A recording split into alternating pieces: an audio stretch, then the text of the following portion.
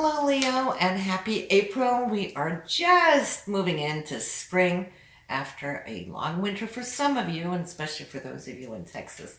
So sorry about all the water and the freeze and the lack of power and all that. But now we're looking at better times, aren't we? So, what are we looking at right now? I can see that you are preparing something big. That's all I can say. Whatever big it is, it's like you're positioning yourself for something that's going to be taking off in May. So, whatever research it is, whatever you're diving into or embracing knowledge, this I feel now for you is very, very important. The Sun and Venus right now, they are conjunct as we start off the month. Venus is all about love and beauty and just being just so attractive, right? Venus rules all things beautiful, right? So you're radiating. You're very, very beautiful right now, Leo, and you have that with you all year around. You're the one that radiate there with the sun, right? But adding that Venus to it, I love it.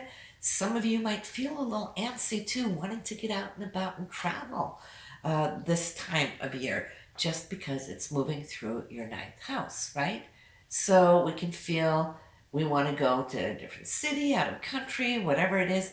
And for those of you who can, that is a good thing. Some of you still can't because of COVID, right? Or needing the vaccine before you can go anywhere. It's those things. But hey, there's always that possibility to do some armchair traveling, right? Online and get inspired that way. Now, on the 1st, this Sun and Venus that we're talking about, Venus rules money too, by the way, so it could be a good money day, right?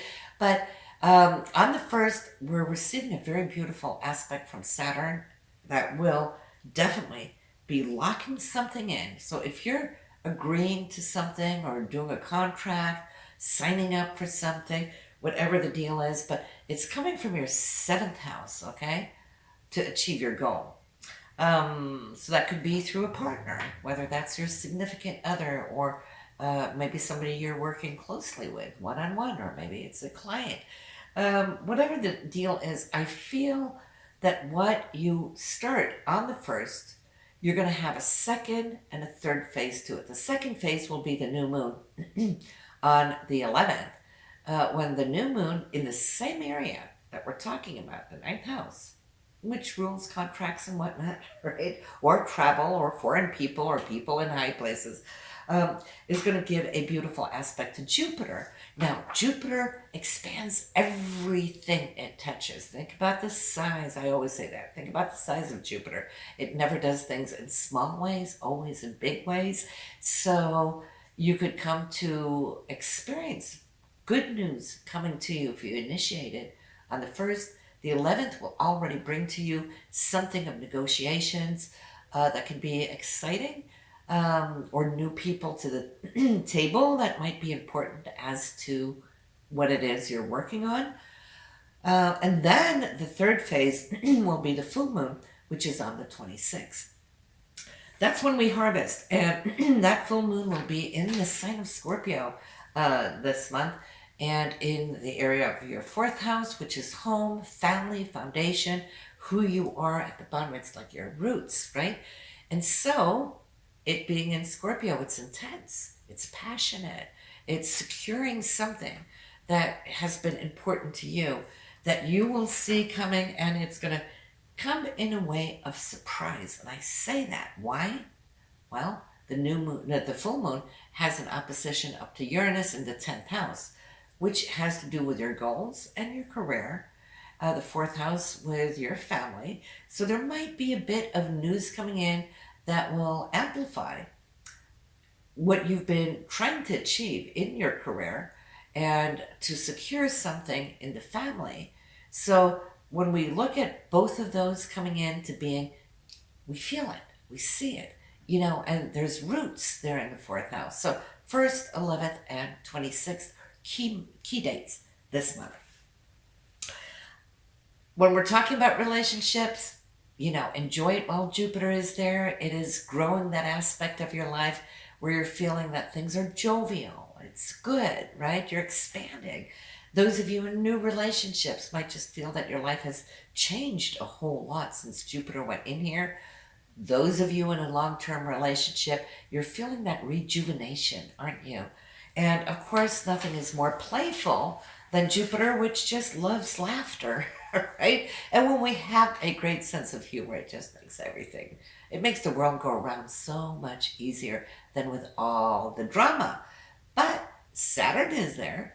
Saturn is not about drama. Saturn's all about testing the grounds that we walk on, what is secure, what is not secure. So some of you that might have been in a relationship for a while, you might feel that you're more serious about your relationship, really wanting to tie the knots, So some of you might be looking at that here throughout springtime, where you will just feel the consequences of that later on summer when Jupiter moves into the 8th house. That's more like communal finances and shared resources and all that.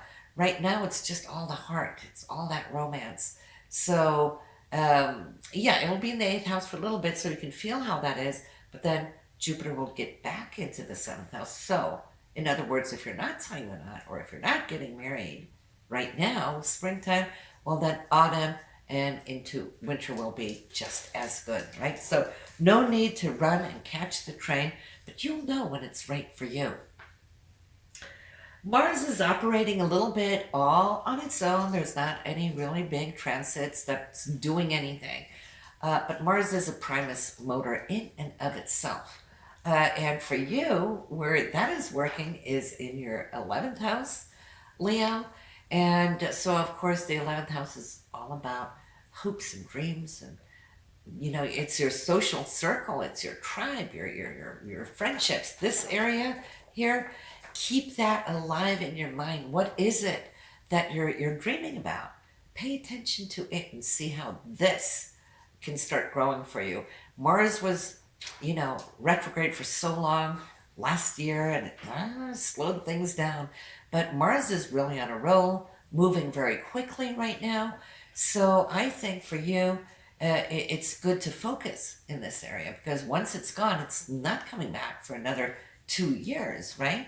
So this is a time for you to kind of look at that and go, what am I dreaming about? Is it realistic? Can I think, outside of the box? Can I really put energy towards it? And of course, the more energy we focus now, the more we're going to be harvesting through Mars's journey over that next 2-year cycle.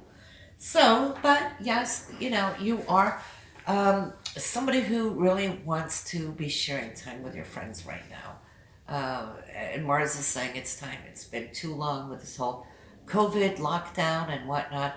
So I can feel the antsiness because it is in this 11th house area of social sharing. So however you're going to be able to manage that, maybe you will be seeing more of your friends or family, right? We still have to keep circles small, can't have huge groups, but of course we do have all the other tools that can help us, like Zoom and FaceTime. Thank God for that, right? I am thinking that you have been changing for quite a while, Leo, and for those of you born in the first sign, the first half of the sign, have already gone through major changes. Okay, so you know what I'm talking about, don't you? You've liberated, because we come out of a pattern that we know, but we don't really know always where we're heading. But for those of you born in the first half of your sign, you have already broken free from certain patterns. This is great, and especially when it comes to the way you work, okay? In the field, the area of work is where Uranus is right now. I like that for you. A career change is always healthy, once, twice, 3 times throughout a lifetime, so that we can bring up other talents and skills. We're not just down the same road and running around on that same wheel, getting nowhere, just doing the same. So for those of you who have broken out of the traditional and trying to explore new frontiers, that's what's up for you still. And I feel that a lot of you already now are starting to reach for maybe what wasn't traditional in your family. Good for you. New things coming in that way. Now, I do see that there's still a little time here in April for you to get your taxes done with Mercury in your 8th house. That rules the area of your taxes, investments, and so forth.